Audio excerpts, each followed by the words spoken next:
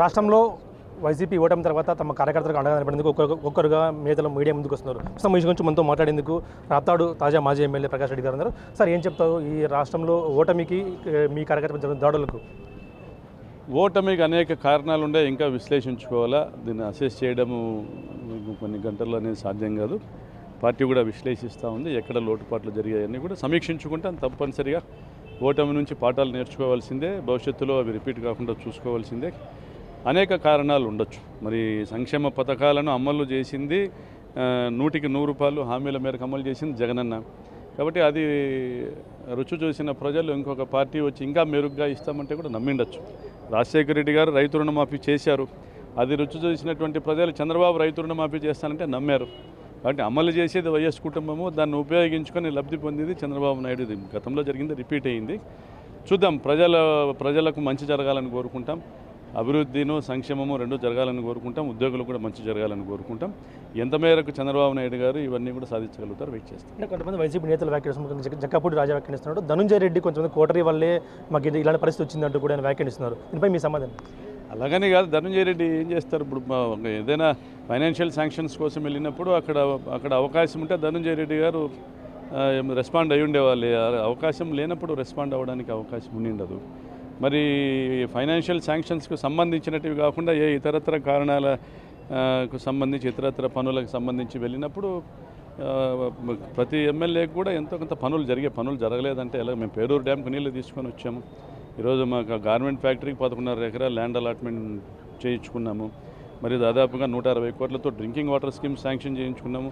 పనులు కూడా దాదాపు 60-70% పూర్తి చేశాము. ఎన్నో అభివృద్ధి కార్యక్రమాలు చేసుకున్నాము. అలాగే రాజమండ్రిలో కూడా, రాజనగరంలో కూడా రాజా గారు మంచిగా డెవలప్మెంట్ చేశారు. చాలా బాగా డెవలప్మెంట్ చేశారు. 1000 ఇల్లు ఇచ్చారు, ఇళ్ల పట్టాలు ఇచ్చారు, అనేక డెవలప్మెంట్ యాక్టివిటీస్ చేశారు.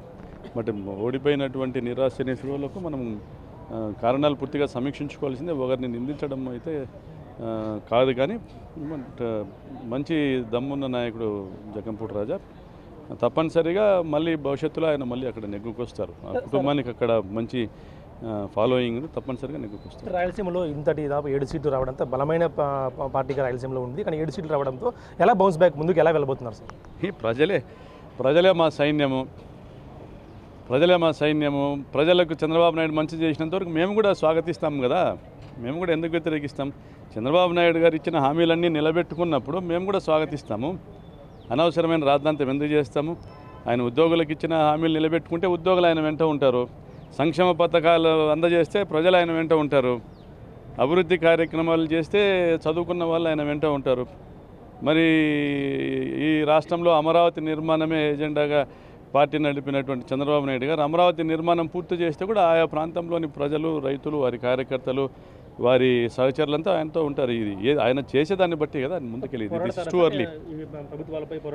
వైఎస్ఆర్ కాంగ్రెస్ పార్టీ పుట్టిందే పోరాటం నుండి. పోరాటమే మా పంద.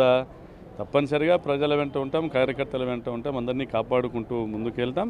చంద్రబాబు నాయుడు గారి ప్రభుత్వం ప్రజా వ్యతిరేక కార్యక్రమాలు చేస్తే తప్పనిసరిగా తిప్పికొడతారు. సార్, ఫైనల్గా చెప్పండి, మీ మీద కొన్ని సోషల్ మీడియా ట్రోలింగ్ బాగా జరుగుతుంది. గుండు గీచుకుంటారు, మీసం గీచుకుంటారు, ఎప్పుడు తీసుకుంటారు అంటూ కూడా మీ మీద బాగా ట్రోలింగ్ జరుగుతుంది. దీనిపై ఏమంటారు సార్?